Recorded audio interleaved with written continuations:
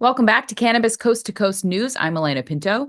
While we pride ourselves on our coverage of the industry from the East Coast here in Massachusetts to the West Coast, we are thrilled to have regular reports from the emerging market in Europe. We start with the Business of Cannabis editor, Ben Stevens. I'm Ben Stevens with Business of Cannabis with this week's European Cannabis report for Cannabis Coast to Coast News. Now, there's only one real story dominating the headlines this week, and that is the results of the German federal election. The CDU, as expected, won the most seats, and in their campaign they promised to repeal a lot of the cannabis reforms pushed through by the previous administration. While they won the most seats, they didn't have enough to form a government by themselves. This means that they will almost definitely have to form a coalition with one of the parties who created these reforms. The SPD is cited as the most likely contender to form a coalition, and in contrast they have promised not only to protect these reforms but to push for further liberalisation. So it's pretty unclear whether the CDU will have enough political capital to push through any of these repeals, and we probably won't get a full picture of what the new government looks like until around Easter. Now, the CDU has previously voiced its support for Germany's medical cannabis industry. This means that many assume any repeals will be focused more on the restrictive but existing recreational market in Germany. This has already sent ripple effects through the industry, seeing two businesses pull out. One company, a German business focused on selling cultivation equipment to Germany's cannabis cultivation associations, went into liquidation this week, while another US company hoping to do the same announced that it was pulling out of the market and focusing its efforts elsewhere. This all comes as the latest figures on Germany's booming medical cannabis market were released, showing that medical cannabis imports doubled in 2024 and grew by 53% in Q4 compared to Q3. While the medical cannabis market is considered much more safe from these repeals, the rapid growth that we've seen has already driven a lot of pushback from both the medical community and politicians. This week, one of the largest telehealth clinics in Germany was taken to court over accusations of malpractice and a kind of wider sense that the medical cannabis market is indeed a pseudo-recreational market. Depending on the results of this court case, this could have major implications for the exponentially growing medical cannabis market. That's all for this week from Business of Cannabis and the European Cannabis Report. I'm Ben Stevens, reporting for Cannabis Coast to Coast News. In Canada, that country is responsible for exporting 50% of its product to Germany, a country that continues to make changes to its cannabis laws.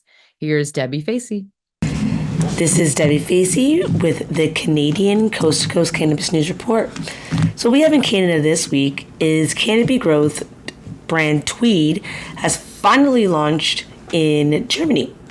This is something that has been a partnership with Portugal under the Grow Vida S.A. This is going to be something that's great for not only Germany, which is the largest market, but also it's going to be adding to the 83 million people that are not only within the consumer bracket, but are also influencers and are excited for this amazing change, which I am too. Next, what we have is New Zealand has received their first shipment from Pure Sun Farms, which is their Pink Kush, which is going under Village Farms International.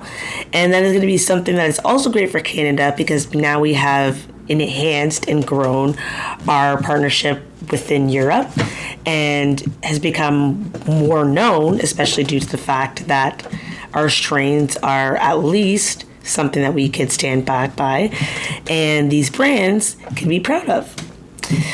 This is it for Debi Facey in Canada with the Canadian Coast to Coast Cannabis Report. Peace. Last week, Matthew Friedlander was at the Washington State House lobbying for changes to some of the laws in one of the two oldest adult use states. It looks like those efforts got some notice. A bill to open up the home-grow market has moved forward and is part of a bill that would allow public consumption of cannabis in a regulated, licensed space. State Rep Melanie Morgan presented that to their state legislature and got immediate pushback from other reps who continue to be overly concerned about drivers who are under the influence of cannabis. The big question, of course, in every adult use state is confirming that a driver is impaired, even with the presence of cannabis in their system. This bill would place responsibility at these public events on designated bud tenders who, like bartenders, would be responsible for educating users and keeping an eye on their intoxication levels. Well, now let's check in with bordering state Oregon with Marianne Cursetjee. I'm Marianne from Alibi with the Oregon Cannabis Report for Cannabis Coast to Coast News. Another attempt is being made to legalize cannabis consumption lounges in Oregon. There have been multiple events in the past, and a consistent challenge is finding a way to make it work with Oregon's strong Indoor Clean Air Act. We're one of the few legacy states that does not have indoor consumption. And next, Portland is host to the world premiere of a comedy show entitled The History of Weed. This is an engaging mix of history and humor and tells the tale of the planet's most celebrated and demonized plant through the inspiring stories of the diverse people and cultures who have championed it in the face of a racist and oppressive authoritarian campaign of eradication. The History of Weed is created and performed by David Bienenstock. He is a former editor at High Times Magazine, creator of the Vice series Bong Appetit, author of the book How to Smoke Pot Properly, and host of the podcast Great Moments in Weed History. Looking forward to a fabulous show sponsored by Alibi and Happy Kitchen. That's the Oregon Cannabis Report. I'm Marianne with Alibi for Cannabis Coast to Coast News. The race to become the 25th legal adult use state in the United States continues, but you can take the state of Indiana out of the running. This week, the adult use bill that was introduced a few weeks ago has been blocked by the Republican majority in that state house. In Pennsylvania, John Fetterman is the senior senator in Washington, D.C., who has always been a supporter of federal legalization. This week, the senator started a petition to support federal reform with a petition that you can sign right now if you go to the website on the screen. Okay, got it? Now let's check in with Karen Black in Arizona, a state with declining revenues that is still bullish on the plant. Here's Karen. I'm Karen Black from Greenfinger Consulting with the Arizona Cannabis Report for Cannabis Coast to Coast News. The Arizona Department of Health Services released its official cannabis sales figures for 2024. Total adult use and medical sales declined to just over $1.1 billion, which was a significant decrease from the $1.4 billion recorded the previous 2 years.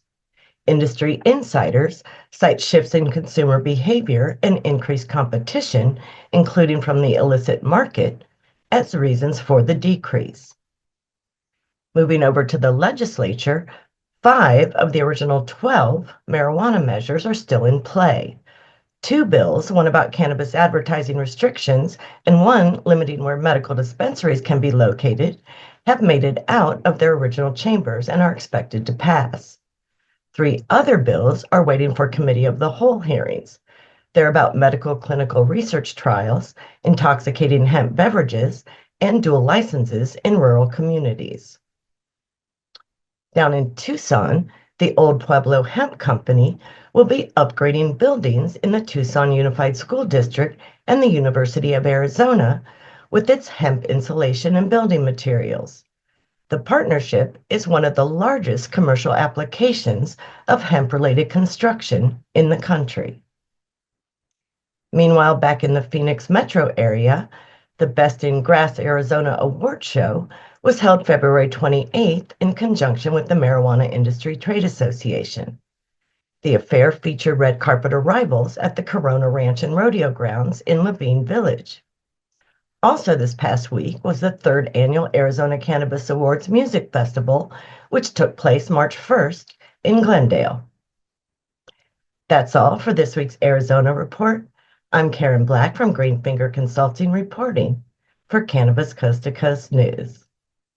Earlier in the show, we visited another cannabis social club in West Hollywood in California, a state that is starting to open up more consumption lounges every month. In Oklahoma, they have an interesting approach to social clubs. You can bring your own cannabis into an alcohol-serving bar. That's where Kimmie Cannabis reports from this week. I am Kimmie Cannabis from Can I Talk About It with the Oklahoma Cannabis Report for Cannabis Coast to Coast News. I'm at the Up Down, an adult arcade in the Plaza District in Oklahoma City. This is a cannabis-friendly patio that we're on. Not only can you come here to play arcade games and consume alcohol if you're over 21, you can also consume cannabis on the upstairs balcony. I'm here with a couple customers to get their view from the patio. So, hello. Hi, What are your names? I'm Ashley. I'm Rocky. And is this your first time being at the Up Down? No, we've been here. You've been here many times? Yes. Yes? Yes. And do you have your med cards, by the way? Yes. Because this is a medical cannabis state, just so we say this, so you do have to have your med cards to consume at any of these locations. Correct? Correct. Although they don't card you, but you have to be responsible, right? Yes. So have you ever had any kind of problems with consuming on a balcony with anybody? No, never. It's very welcomed. It's not like the alcohol exchange, right? No, not at all. Like no conflicts. No, Like just love. yeah, right? Right. So do you play games here? Yes, they have some of the best games here. I love that we have this much, these many things here to occupy us as cannabis consumers. Yes. And I just personally love it. We love it here. We're always welcomed, and it's just a safe place. Yes. Good. Well, I appreciate you guys giving, us your view from the patio. Yes. And thank you. Thank you. And I am Kimmie Cannabis. That is it for this week's Cannabis Coast to Coast News Oklahoma edition. Peace, love, and all that good stuff. That'll do it for the B block of Cannabis Coast to Coast News, but we still have one more section to go. And in that one, we will have more state reports and tell you about the American Dental Association's warning about cannabis and cavities. Cannabis Coast to Coast News continues after this break.